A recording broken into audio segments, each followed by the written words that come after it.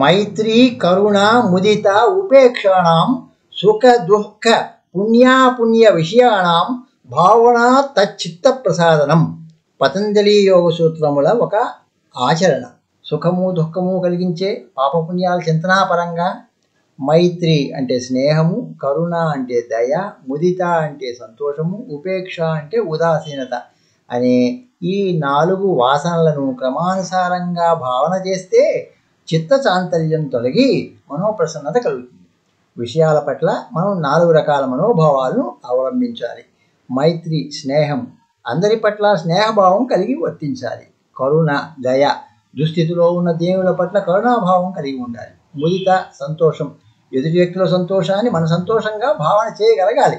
ఉపేక్ష ఉదాసీనత, దుర్మార్గుల ఎడ ఉదాసీనత వైఖరి ప్రదర్శించాలి. అంటే వారితో ఐడెంటిఫై కాకుండా ఉండడం.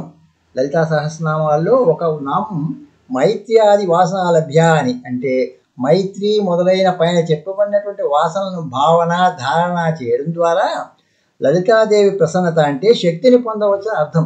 ఈ వాసనలనే వైష్ణవులు కళ్యాణ గుణములుగా అభివర్ణిస్తారు. అందుకే ఈ కళ్యాణ గుణములను బాల్యం నుండే పెంపొందించుకుందాం, చిత్త ప్రసన్నతను సాధిస్తాం.